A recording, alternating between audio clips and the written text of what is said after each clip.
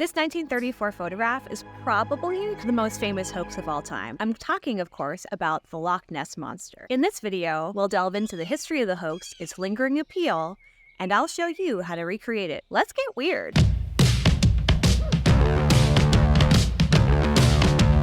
I'm Riley Arthur, and I love a good hoax. If you do too, you may enjoy my previous video tutorial on the Cottingley fairies. Most people don't know this is actually not the first Nessie photo. Here's some history of the legendary hoax and the Loch Ness Monster, or Nessie. In 1933, after reported sightings of strange activity on Loch Ness, Hugh Gray captured this blurry image of a creature he saw swimming in the water. Most people have dismissed this image as driftwood or Labrador retriever catching a stick, a visual you can unsee once it's pointed out. Nonetheless, reported sightings continued, and in 1934, a year later, a surgeon named Robert Kenneth Wilson captured this photo, which appeared to show a prehistoric sea creature on the waters in Loch Ness. Despite claims of its authenticity, it was proven to be a hoax, and descendants of Wilson claimed that the figure was actually a toy submarine with a mounted wooden head on top. This and other hoaxes have been kept alive by the avid subculture of cryptozoology. Cryptozoology refers to the pseudoscience of conspiracy enthusiasts who spend their time searching for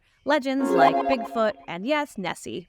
One of Loch Ness's most famous residents is Steve Feltham. Steve fondly refers to himself as the Nessie hunter and has hunted Nessie full-time every day since 1991, proving you can make a hobby out of anything. The allure of Nessie persists to this day, drawing tourists from around the world to Loch Ness annually. Now, I'm going to show you how to recreate the Nessie photo. Today, I'm shooting from Quarry Lake, Michigan, a lake that has its own mythological sea monster called the Quarry Lake Monster, which is really just an urban legend created by one of the two residential summer camps on the lake. Now, I spent way too much time studying this image, so in keeping with the authenticity of the 1934 image, we're going to build Nessie very much the same way she was built in 1934. A PBS miniseries reported that this is how Nessie was constructed. The head was mounted not in the front, but in the center, on a tower and periscope. Finding affordable 1930 model submarines was surprisingly difficult. For a cheaper option, you may be able to use a cylindrical tennis ball holder and polymer clay for the head. Did I spend nearly $40 on plastic toys to demo this video for you?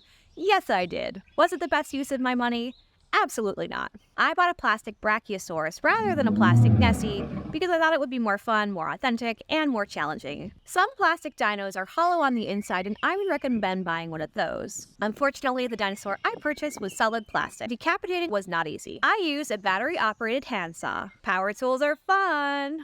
If a toy is wiggly even when clamped down, an extra pair of hands can prove useful. My father-in-law helped out. Our dad's just great. To get a cleaner cut, we used a vise. Before attaching the dino head, first check the buoyancy of the submarine. This model submarine was not particularly buoyant, but it did float. For stable placement of the dino head, snip the top of the sailplanes. Use a water-resistant silicone-based glue to glue the head to the submarine. Once assembled, take some time to test the buoyancy of your model Nessie. If your Nessie is tippy like mine, use fishing line and attach it to an anchor.